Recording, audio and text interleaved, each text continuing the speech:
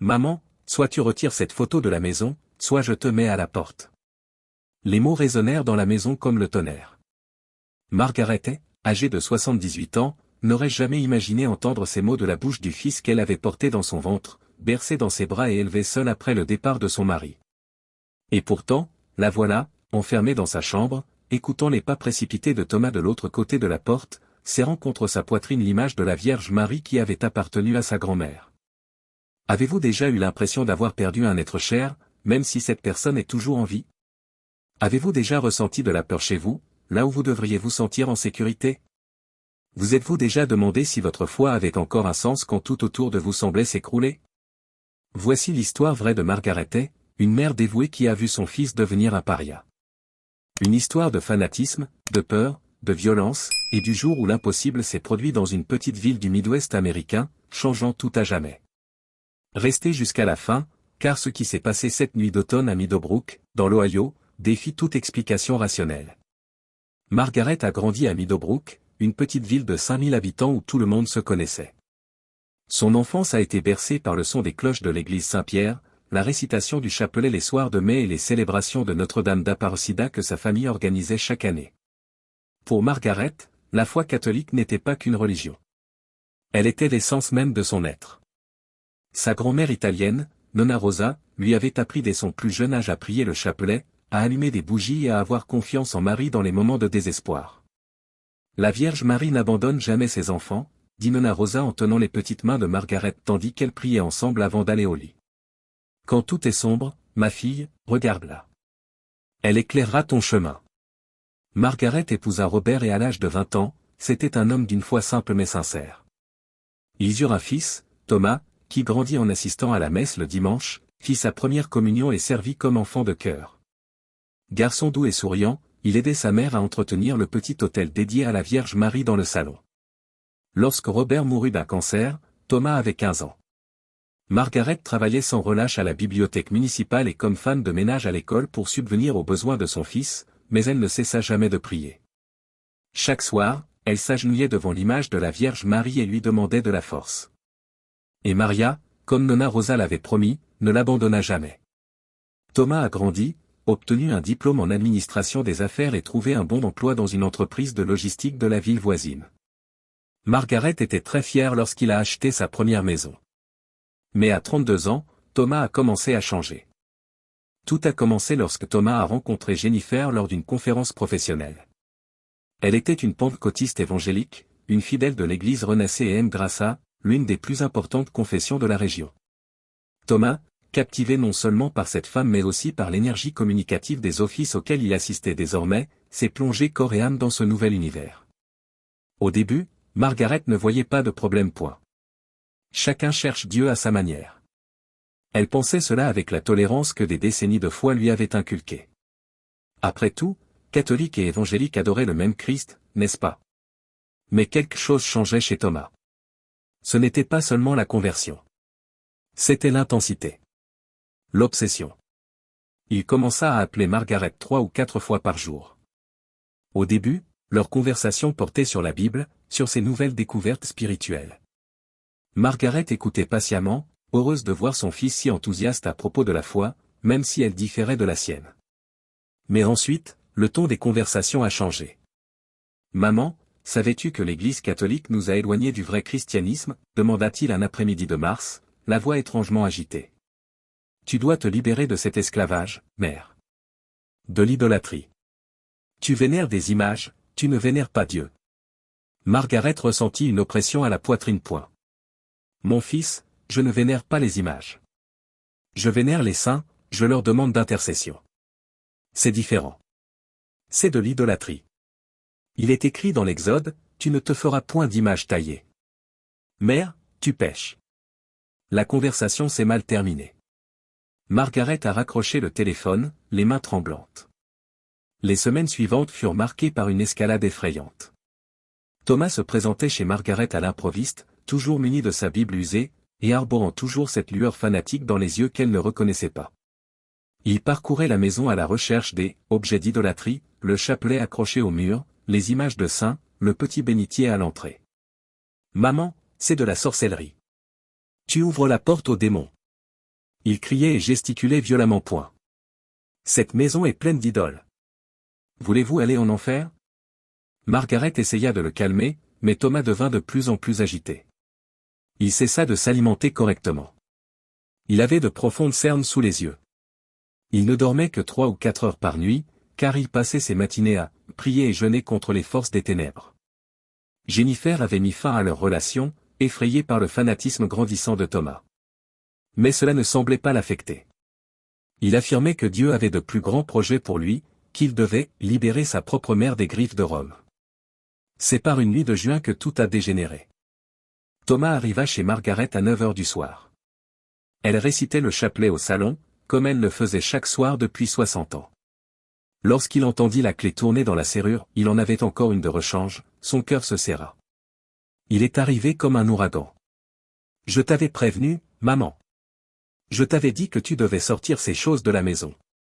Avant que Margaret ne puisse répondre, Thomas s'empara de l'image de la Vierge Marie sur le buffet. C'était la même image qui avait appartenu à Nonna Rosa, rapportée d'Italie il y a près d'un siècle. Porcelaine peinte à la main, représentant un délicat manteau bleu et des mains tendues en signe de bénédiction. Thomas, non. Margaret se leva, les jambes tremblantes. S'il te plaît, mon fils, ne fais pas ça. Mais le regard de Thomas était vitreux, comme s'il ne pouvait pas vraiment la voir. Comme s'il voyait autre chose, comme s'il combattait des ennemis invisibles. C'est un démon déguisé. Cette image vous piège. Puis il a jeté le tableau contre le mur. Le bruit de la porcelaine se brisant en 1000 morceaux résonna dans la maison comme un cri. Margaret laissa échapper un gémissement de douleur, comme si une partie de son âme venait d'être arrachée.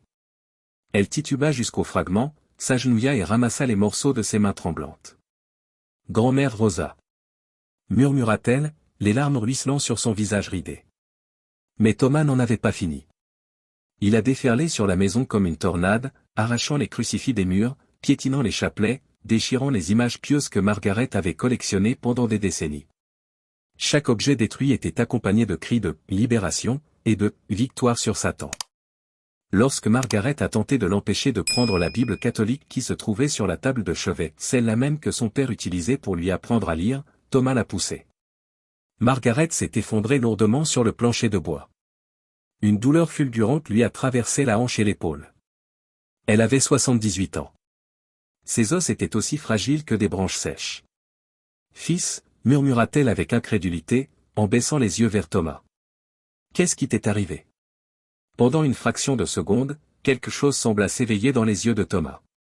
Un éclair de reconnaissance, d'horreur face à ce qu'il venait de faire. Mais son expression se durcit aussitôt. « Je te sauve, maman. Un jour, tu me remercieras. » Il sortit en trombe, claquant la porte. Margaret gisait là, étendue sur le sol, entourée des débris de sa foi réduite à néant. Elle ne pouvait se relever. La douleur à sa hanche était insupportable. Elle rampa jusqu'au téléphone, composa le numéro de sa voisine, Martha, qui accourut et appela une ambulance. À l'hôpital, les médecins ont confirmé une fracture de la hanche.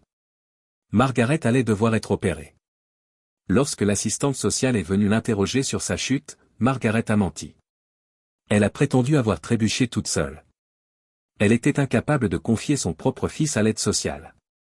Mais la vérité pesait sur son cœur comme une pierre. 3 mois passèrent. Margaret se remettait lentement de son opération et se déplaçait avec un déambulateur dans la maison vide. Thomas n'appela pas, ne vint pas la voir, ne s'excusa pas. C'était comme si elle avait cessé d'exister à ses yeux. Les nuits étaient les pires. Margaret restait allongée dans son lit à pleurer, serrant contre elle le seul objet qui avait survécu à la destruction, une petite médaille de la Vierge Marie qu'elle portait autour du cou, cachée sous son chemisier pour que Thomas ne la voie pas cette nuit terrible. Maria, elle pria, la voix brisée. Où est mon fils? Qu'est-il arrivé à mon garçon? Si vous avez déjà eu l'impression de perdre un être cher à cause d'une cause incompréhensible, si vous avez déjà prié pour un miracle quand tout semblait perdu, alors vous comprendrez le désespoir de Margaret lors de ces nuits d'automne solitaires. Mais avant de poursuivre, j'aimerais vous demander quelque chose. Si cette histoire vous touche, si vous connaissez quelqu'un qui a besoin d'un message d'espoir au milieu de la souffrance, je vous serai reconnaissant de liker cette vidéo. Partagez vos expériences de foi dans les commentaires. Et abonnez-vous à la chaîne pour que nous puissions diffuser ces messages d'espoir à un maximum de personnes. Ensemble, nous sommes plus forts. C'était le 15 octobre, jour de l'apparition de Notre-Dame de Fatima. Margaret se réveilla avec cette date pesant lourdement sur son cœur. Ce jour avait toujours été pour elle un jour de fête, mais désormais, il ne lui rappelait douloureusement tout ce qu'elle avait perdu. Elle se prépara un thé, s'assit dans le fauteuil du salon et contempla les murs vides où se dressaient jadis des images sacrées. La maison semblait morte. Ou peut-être était-ce elle qui mourait intérieurement. Maria, elle murmura dans le vide, je sais que je n'ai plus de photos de toi. Thomas a tout détruit. Mais es-tu encore là? Peux-tu encore m'entendre? Silence. Margaret ferma les yeux et récita le chapelet de mémoire, elle en avait acheté un nouveau, qu'elle cacha dans une boîte de mouchoirs où Thomas ne regarderait jamais. Chaque Ave Maria était une larme, chaque mystère une supplication. À 9 heures du soir, épuisée, elle se rendit dans sa chambre. Elle prit ses médicaments contre la douleur, s'allongea sur le lit et remonta la couverture usée. Elle finit par s'endormir, la médaille de la Vierge Marie serrée dans sa main. Il ne savait pas exactement quelle heure il était lorsqu'il s'est réveillé. Peut-être minuit. Peut-être 1 heure du matin. La pièce était baignée d'une douce lumière bleue, comme si la lune avait décidé d'entrer par la fenêtre avec une intensité incroyable. Mais ce n'était pas la lune. C'était impossible. Margaret cligna des yeux, encore à moitié endormie, essayant de comprendre d'où venait cette lumière. Et alors il vit. Dans un coin de la pièce, à côté de la commode ancienne, se trouvait une silhouette féminine. Le cœur de Margaret s'est arrêté. Puis il s'est emballé.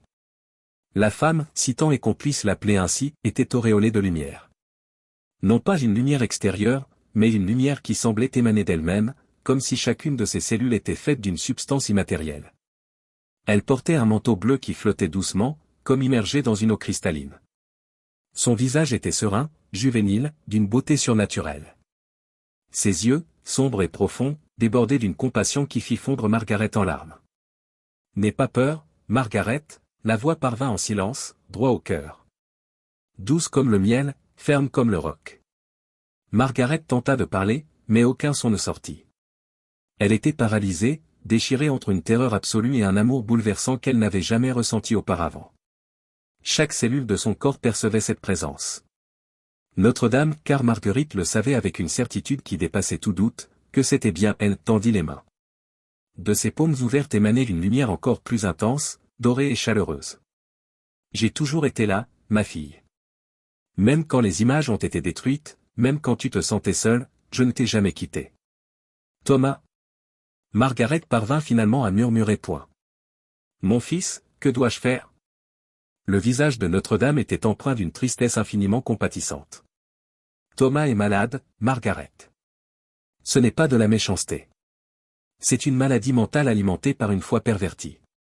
Le fanatisme est une prison qui emprisonne à la fois le cœur et la raison. Mais comment puis-je l'aider? Margaret sanglotait point. Il me déteste. Il pense que je sers le diable. Il ne vouait pas.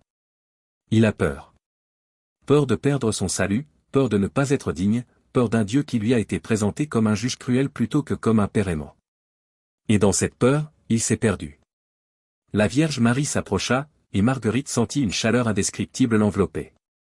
Comme si chaque blessure, chaque douleur, chaque cicatrice qui marquait son cœur était apaisée par un baume céleste. Demain, dit la Vierge, Thomas reviendra vers toi.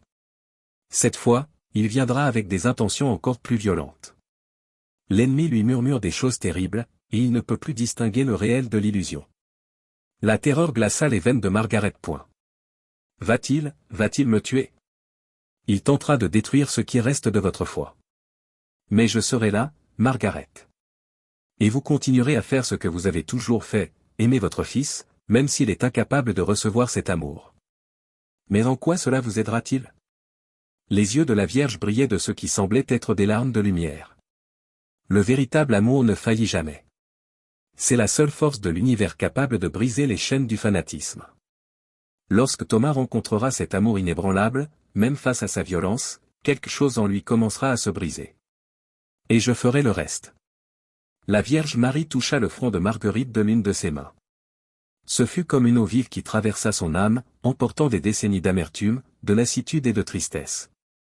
Tu vas guérir, ma fille. Aujourd'hui. Demain matin, au réveil, ta hanche ne te fera plus mal. Tu n'auras plus besoin de ton déambulateur.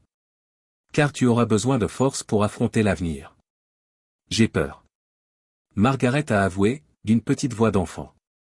Je sais. Mais souviens-toi, je suis avec toi. Je l'ai toujours été. Je le serai toujours. Et en temps voulu, Thomas verra ce que tu vois maintenant. Alors la Vierge Marie fit quelque chose d'extraordinaire. Elle s'agenouilla, la reine du ciel s'agenouilla, près du lit de Marguerite et prit ses mains ridées, marquées par l'âge. Merci, Margaret, de n'avoir jamais renoncé à ton fils. Merci de l'avoir aimé même quand le monde te disait de l'abandonner. Tu m'honores en étant une mère comme je l'ai été, un amour qui dépasse la raison, qui dépasse la sécurité, qui dépasse l'entendement. Et puis, un événement encore plus improbable se produisit. Des roses commencèrent à pousser sur le plancher en bois de la pièce. Des roses blanches, d'une perfection absolue, aux pétales d'une finesse incroyable, comme sculptées dans la soie. Elles poussaient là, transperçant les planches de bois comme de l'eau, et embaumaient la pièce d'un parfum divin. Margaret regarda ces roses, puis la Vierge Marie, puis de nouveau les roses, essayant de comprendre l'impossible. Quand Thomas viendra demain, dit la Vierge, commençant à s'estomper dans la lumière, ces roses seront toujours là. Et il aura un choix à faire. La lumière commença à faiblir. La pièce retrouva son obscurité habituelle. Un parfum de rose persistait. Margaret était allongée là, complètement sous le choc, les larmes coulant silencieusement sur son visage. Elle regarda le sol. Les roses étaient toujours là. Réelles. Impossible. Réelles. Lentement, elle se leva. Et elle réalisa avec étonnement qu'elle ne ressentait aucune douleur. Sa hanche, qui l'avait fait souffrir pendant des mois, était complètement guérie. Elle traversa la pièce, puis entra dans le salon, sans son déambulateur, sans boiter, sans douleur. Elle s'est agenouillée là, au milieu de la pièce vide, et a pleuré. Mais ce n'était plus des larmes de désespoir.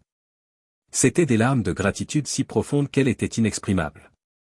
Thomas apparut le lendemain à 7 heures du matin. Margaret entendit la voiture se garer devant la maison, puis des pas lourds sur le perron. Son cœur s'emballa, mais elle se souvint des paroles de la Vierge Marie. Je serai là. Thomas entra sans frapper. Ses yeux étaient rouges, ses vêtements froissés. Il avait l'air de ne pas avoir dormi depuis des jours. Il portait un gros sac. Maman, Dieu m'a donné une vision, annonça-t-il d'une voix tendue et étrange. Je dois purifier cette maison entièrement. Je dois brûler toute trace d'idolâtrie restante. C'est le seul moyen pour vous d'être sauvés. Margaret était dans la cuisine, en train de préparer du café. Elle se tourna vers lui, et Thomas cligna des yeux, surpris. Elle n'utilisait pas son déambulateur. Elle se tenait droite, stable, et marchait normalement. Maman, ta hanche. Il est guéri, dit-elle simplement point. J'ai reçu de la visite ce soir. Les yeux de Thomas s'écarquillèrent point. Quel genre de visite? Était-ce un démon? Maman, tu as été trompée. C'était Notre-Dame. Margaret répondit calmement point. Elle est venue dans ma chambre. Elle m'a parlé. Elle m'a guéri. Et elle m'a laissé un cadeau. Mensonge. Thomas a crié en jetant le sac par terre point. C'est une possession démoniaque. Vous êtes trompé par des esprits maléfiques qui se font passer pour des saints. Thomas, viens avec moi. Je dois te montrer quelque chose. Il y avait quelque chose dans la voix de Margaret qui fit hésiter Thomas. Il y avait là une paix qu'il ne reconnaissait pas. Une fermeté qui n'était pas de l'entêtement, mais quelque chose de plus profond. Elle le conduisit dans la chambre. Quand Thomas vit les roses pousser sur le plancher en bois, il se figea. C'était impossible. Il n'y avait ni terre, ni peau. Elles jaillissaient simplement des planches de bois comme si le sol était fertile. Parfaite. Blanche. Elles exhalaient un parfum qui embaumait la pièce. Ça, ce n'est pas possible. Thomas murmura, la voix tremblante. Ce n'est pas, Margaret était d'accord point. Mais elle est là malgré tout. Thomas fit un pas en avant, puis un autre.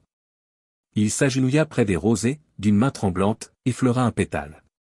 C'était réel. D'où? Impossible. Comme. La Vierge Marie était là, Thomas. Elle m'a dit que tu étais malade. Ce n'est pas par malice, c'est une maladie. Et elle a dit que tu avais besoin d'aide. Thomas regarda sa mère, et quelque chose commença à se décomposer sur son visage. Ses défenses, sa colère, sa certitude fanatique. Tout se mit à craqueler comme de la glace sous le soleil printanier. J'essaie de te sauver, maman. Il sanglotait, et pour la première fois depuis des mois, sa voix ressemblait à celle du fils que Margaret connaissait point. J'ai tellement peur. Peur d'aller en enfer. Peur que tu partes. Peur de ne pas être à la hauteur de Dieu. Et ces voix n'arrêtent pas, elles me disent sans cesse que je dois en faire plus, que je dois être plus radical, que tout ce qui semble catholique vient du diable. Des voix. Margaret s'agenouilla près de lui, faisant fi de la peur qu'elle aurait dû ressentir. Elle prit le visage de son fils entre ses mains, l'obligeant à la regarder dans les yeux point. Thomas, mon fils, quelle voix. Dans ma tête. Sans cesse. Me répétant que je n'en fais pas assez. Que je dois sauver tout le monde. Que si j'échoue, tout le monde ira en enfer et ce sera de ma faute. Margaret sentit son cœur se briser point. Oh, mon fils. Mon garçon. Puis, tandis qu'elle tenait le visage de Thomas entre ses mains, la lumière réapparut. Cette même lumière bleue et dorée qui avait empli la pièce la nuit précédente. Mais cette fois, Thomas pouvait la voir lui aussi. La Vierge Marie est apparue parmi les roses, aussi réelle et impossible qu'auparavant. Mais désormais, elle ne s'adressait plus seulement à Marguerite. Thomas tenta de se dégager, la terreur absolue se lisant dans ses yeux point. Non. Tu n'es pas réel. Tu es un démon. Mais la voix de Notre-Dame a percé toutes les barrières qu'il avait érigées. Thomas, fils bien-aimé de Dieu. Tu n'as pas besoin de mériter l'amour du Père. Tu l'as déjà. Tu l'as toujours eu. Avant même ta naissance, tu étais aimé. Et cet amour ne te demande pas de détruire, de blesser, de vivre dans une terreur constante. Mais la Bible dit que le chemin est étroit. Oui. Mais étroit ne signifie pas cruel. Cela ne signifie pas fanatisme. Cela ne signifie pas blesser ceux que l'on aime au nom de Dieu. Le chemin étroit est le chemin de l'amour et le véritable amour est le plus difficile de tous les chemins car il exige que nous renoncions à notre ego, à notre orgueil, à notre besoin d'avoir raison. La Vierge Marie s'approcha de Thomas, agenouillé et tremblant. Elle posa la main sur sa tête, et Thomas éclata en sanglots. Non pas des larmes contenues, mais un profond sanglot, fruit de mois, voire d'années, de tensions accumulées. Tu es malade, Thomas. Ton esprit est malade. Les pensées obsessionnelles, les voix qui te tourmentent, la peur constante cela ne vient pas de Dieu. Dieu ne règne pas par la terreur. Il règne par l'amour. J'ai fait du mal à ma mère. Thomas sanglotait point. J'ai cassé ses affaires. Je l'ai poussé. Je suis un monstre. Vous êtes malade, dit Margaret d'un ton ferme, tout en lui tenant le visage point. Mais la maladie se soigne. Et je te pardonne, mon fils. Je te pardonne entièrement. Parce que tu es mon fils, et rien absolument rien ne changera cela. Mais comment peux-tu me pardonner? Après tout ce que j'ai fait? Parce que c'est ce que font les mères, Margaret murmura point. Et c'est ce que fait Marie. Elle est la mère de nous tous. Et l'amour maternel dépasse la logique, la raison, ce qui est sûr ou raisonnable. La Vierge Marie sourit, et ce sourire contenait tout le pardon, toutes les réconciliations, toutes les guérisons dont l'humanité ait jamais eu besoin. Thomas, j'ai une mission pour toi. Quand tu partiras d'ici, tu chercheras de l'aide. Un psychiatre, un thérapeute. Tu prendras soin de ton esprit malade avec le même sérieux que tu prendrais pour une fracture. Et tu apprendras que la vraie foi et la raison ne sont pas ennemies, elles vont de pair. Et si je n'y arrive pas? Tu réussiras. Parce que je serai avec toi. Ta mère sera avec toi. Et Dieu, que tu as servi avec une telle ferveur mal placée, sera avec toi. Mais cette fois, tu le connaîtras tel qu'il est vraiment, non pas un juge courroucé, mais un père qui attend les bras ouverts. La lumière commença à faiblir à nouveau. Les roses se mirent à briller, chaque pétale émettant cette douce lumière. Ces roses resteront ici pendant 3 jours, dit Notre-Dame point. Comme un signe. Un rappel que l'impossible est possible, que le ciel touche la terre, que l'amour triomphe toujours à la fin. Et puis elle a disparu. Thomas et Margaret se tenaient là, agenouillés parmi les roses impossibles, enlacés. Mère et fils. Brisés. En train de se réparer. Maman, j'ai tellement peur. Thomas murmura. Je sais, mon fils. Mais maintenant, tu n'es plus seul à avoir peur. Ce même matin, Thomas fit quelque chose qu'il n'avait pas fait depuis des années, il demanda de l'aide. Margaret appela le docteur Richard Morrison, un psychiatre de Meadowbrook qui avait soigné son mari Robert pendant sa maladie. Le docteur Morrison vit Thomas le même après-midi en urgence. Le diagnostic est tombé quelques semaines plus tard, trouble obsessionnel compulsif à connotation religieuse, aggravé par un bref épisode psychotique. Les voix que Thomas entendait, les pensées intrusives sur la damnation et le salut, le besoin compulsif d'accomplir des actes religieux de plus en plus extrêmes, tout cela avait un nom. Et un traitement existait. Thomas a commencé un traitement médicamenteux. Il a entamé une thérapie à raison de 3 séances par semaine. Ce fut un processus lent et douloureux, ponctué de rechutes et de moments de désespoir. Il y avait des jours où il voulait abandonner, des jours où les voix revenaient avec force, des jours où la peur du jugement le paralysait. Mais Margaret était là. Chaque matin, elle appelait. Chaque après-midi, à la sortie de Thomas de sa thérapie, elle l'attendait avec du thé chaud et des biscuits. Elle ne parlait pas de religion. Elle n'essayait pas de le reconvertir au catholicisme. Elle l'aimait, tout simplement. Inconditionnellement. Patiemment. Les roses restèrent dans la pièce pendant exactement 3 jours, comme la Vierge Marie l'avait promis.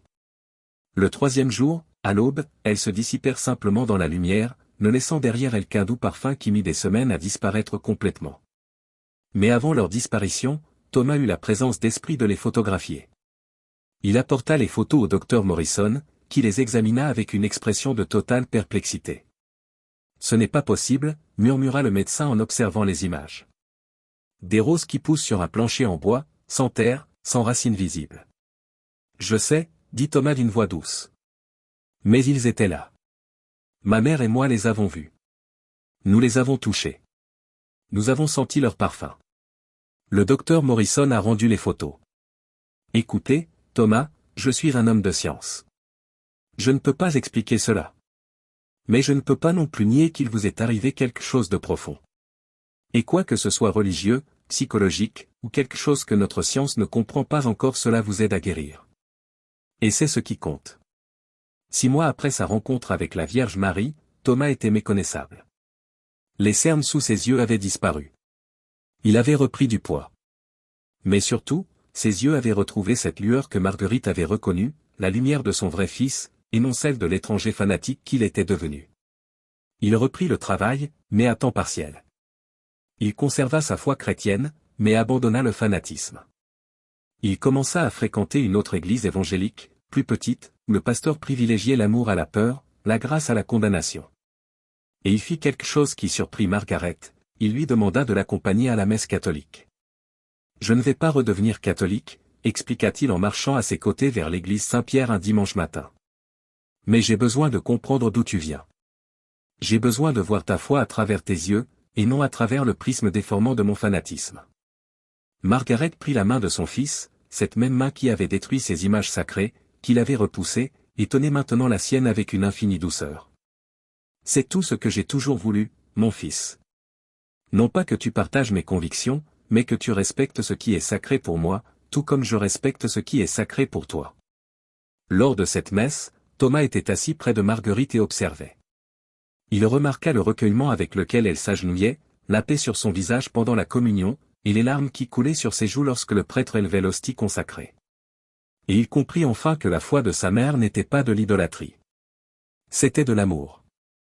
Un amour qu'il avait soutenu dans le veuvage, la pauvreté, la solitude et la violence de son propre fils. Un amour qui s'accrochait à Marie car il voyait en elle le reflet de l'amour maternel divin. Il n'était pas obligé de partager cette foi. Mais il se devait de la respecter. Après la messe, en rentrant chez lui à pied par les rues tranquilles de Meadowbrook, Thomas a finalement posé la question qui le hantait depuis des mois. « Maman, pourquoi m'as-tu pardonné? Après tout ce que j'ai fait, comment as-tu pu me pardonner comme ça ?» Margaret s'arrêta et se tourna vers lui. Le soleil d'avril faisait briller ses cheveux blancs comme une auréole. « Parce que, mon fils, j'ai appris du meilleur des maîtres. Marie se tenait au pied de la croix, regardant son fils être torturé et mis à mort. Et même là, même dans cette horreur absolue, elle n'a jamais cessé d'aimer. Elle n'a jamais cessé d'être présente. Si elle a pu aimer malgré cette douleur, je peux aimer malgré la mienne. Thomas serra sa mère dans ses bras, là, au milieu du trottoir, et pleura. Mais ce n'étaient pas des larmes de désespoir. C'étaient des larmes de guérison. De libération. Celle d'un homme qui retrouvait enfin le chemin de sa maison. Aujourd'hui, 3 ans après cette nuit tragique, Margaret est à 81 ans. Elle continue de réciter son chapelet chaque soir. Désormais, une fois par semaine, Thomas se joint à elle. Il ne récite pas le chapelet, il en est toujours incapable, mais il s'assoit à ses côtés dans un silence respectueux, simplement présent. Il fit construire pour Marguerite un petit oratoire dans un coin de la pièce. Elle y plaça une nouvelle image de la Vierge Marie, moins ancienne et moins précieuse que celle de Nonna Rosa, mais tout aussi chère à son cœur. Et à côté de l'image, dans un cadre simple, se trouve le tableau des roses impossibles. Thomas poursuit sa thérapie. Il prend toujours ses médicaments. Certains jours sont plus difficiles que d'autres. Le TOC religieux est une affection chronique qui exige une vigilance constante. Mais il a appris à reconnaître les signes de la réapparition des pensées obsessionnelles et il a acquis des techniques pour les gérer. Et il a appris quelque chose d'encore plus important, que Dieu est plus grand que toute théologie, toute confession, toute certitude humaine quant à sa nature. Qu'il existe des mystères que la raison ne peut appréhender. Qu'il existe des rencontres que la science ne peut expliquer. Et qu'il est normal de ne pas avoir toutes les réponses. L'été dernier, Jennifer, son ex-petite amie qu'il avait quittée au plus fort de son fanatisme, a repris contact avec lui. Elle avait entendu parler de sa guérison par des amis communs. Ils ont recommencé à se parler, doucement, sans précipitation. La dernière fois que Margaret les a vus ensemble, riant dans la cuisine en préparant le dîner, son cœur s'est rempli d'une gratitude si profonde qu'elle en avait le souffle coupé. « Merci », murmura-t-elle en regardant l'image de la Vierge Marie dans l'oratoire. « Merci de ne pas l'avoir abandonnée. De ne pas nous avoir abandonnés. » L'histoire de Margaret et Thomas se répandit à Meadowbrook, puis dans les villes voisines, et enfin à travers tout l'État. Tous n'y crurent pas. Nombreux furent ceux qui proposèrent des explications rationnelles, hallucinations partagées, hystérie religieuse, coïncidence. Et Margaret s'en accommode. Parce qu'elle sait ce qu'elle a vu. Elle sait qu'elle a été guérie. Elle sait que des roses ont poussé sur un plancher de bois où il n'y avait pas de terre. Et surtout, elle sait qu'elle a retrouvé son fils. Le docteur Morrison, qui a continué à suivre l'affaire Thomas, a fait une remarque intéressante lors d'un séminaire médical où il a présenté le cas, en omettant les noms pour des raisons de confidentialité. En tant que médecin, je ne peux valider l'expérience religieuse de ce patient. Je ne peux affirmer qu'il y a eu une apparition mariale. Mais je peux affirmer que quelque chose s'est produit cette nuit-là qui a catalysé un changement profond. Et quoi que ce soit neurologique, psychologique, spirituel, cela a sauvé la vie de cet homme. Parfois, la guérison provient de domaines que notre médecine ne sait pas encore explorer. Et nous devons avoir l'humilité de l'accepter. Si vous suivez ce récit et avez déjà vécu une situation similaire, la perte d'un être cher à cause du fanatisme, de la maladie mentale ou d'une foi pervertie devenue prison au lieu de libération, sachez qu'il y a de l'espoir. Il y a toujours de l'espoir. Et si vous connaissez quelqu'un qui traverse une telle épreuve, partagez ce témoignage. N'hésitez pas à partager vos propres expériences en commentaire. Ensemble, construisons une communauté bienveillante et compréhensive, composée de personnes qui savent que le chemin de la vraie foi est toujours celui de l'amour. Laissez un like si cette histoire vous a touché. Abonnez-vous à la chaîne pour découvrir d'autres témoignages de transformation spirituelle.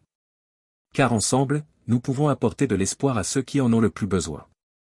Margaret tenait à vous dire quelque chose. Elle m'a confié ceci lors de notre entretien pour cette vidéo: dites à ceux qui la regardent que les miracles ne sont pas là pour prouver l'existence de Dieu. Ils sont là pour nous rappeler son amour. Et le plus grand miracle, ce n'était ni les roses, ni ma guérison. Le plus grand miracle, c'était un fils retrouvé, une famille réunie, un cœur qui réapprend à aimer. Cette histoire recèle de nombreux enseignements. Sur les dangers du fanatisme religieux. Sur l'importance de prendre au sérieux les maladies mentales. Sur la différence entre une foi saine et une obsession destructrice. Mais avant tout, c'est une histoire d'amour maternel. L'amour qui ne renonce jamais. L'amour qui pardonne l'impardonnable. L'amour qui, même face à un fils violent, reconnaît encore le doux enfant qu'il était. L'amour qui s'agenouille devant une image brisée et continue de croire en une force supérieure qui soutient toute chose. Margaret m'a confié autre chose, beaucoup de mères vivent ce que j'ai vécu. Voir leurs enfants sombrer dans l'extrémisme, le fanatisme, des maladies qui pervertissent tout ce qui est beau. À ces mères, je veux dire, n'abandonnez pas, continuez d'aimer. Même quand cela semble impossible. Même quand la douleur est si intense que vous avez l'impression de vous briser en deux. Continuez d'aimer. Car l'amour est la seule chose qui ne faillit jamais. Et ces roses impossibles? Elles étaient un signe. Un rappel tangible qu'il existe une réalité au-delà de ce que nous pouvons toucher, mesurer, expliquer. Qu'il existe des rencontres qui défient notre entendement. Que parfois, le ciel touche la terre de manière inattendue. Il n'est pas nécessaire de croire aux apparitions mariales pour comprendre le sens profond de cette histoire. Il n'est pas nécessaire d'être catholique, évangélique ou croyant d'aucune sorte. Car au cœur de tout cela se trouve une vérité universelle, le véritable amour a le pouvoir de guérir. Un pardon sincère peut réparer ce qui a été brisé. Et il n'est jamais trop tard pour recommencer. Thomas a encore du chemin à parcourir. La guérison des troubles mentaux n'est pas un processus linéaire. Il y aura des hauts et des bas. Mais désormais, il n'est plus seul. Il a une mère qui l'aime inconditionnellement. Il est entouré de professionnels qui le soutiennent. Et il a, selon ses propres dires, une foi qui lui a enfin appris à distinguer Dieu de ses propres angoisses. Quant à Margaret, elle demeure à Meadowbrook, dans cette même maison où fleurissaient les roses impossibles. Elle récite son chapelet chaque soir. Elle prend soin de son petit oratoire. Et elle attend, chaque semaine, la visite de Thomas. Et les soirs d'automne, quand le vent souffle dans les arbres centenaires de Meadowbrook, Margaret perçoit parfois un parfum de rose. Il n'y a pas de rose dans le jardin à cette époque de l'année. Mais le parfum est bien présent. Et elle sourit, car elle sait que certaines promesses sont éternelles. Certaines présences ne s'en vont jamais. Et certaines mères, la mère céleste qu'elle aime et la mère terrestre qu'elle est, n'abandonnent jamais leurs enfants. Voici l'histoire de Margaret et Thomas, originaires de Meadowbrook, dans l'Ohio. Une histoire de foi, de fanatisme, de maladie mentale, de pardon, de guérison et de roses impossibles à faire pousser. Puisse-t-elle toucher votre cœur comme elle a touché le mien. À bientôt pour une nouvelle histoire.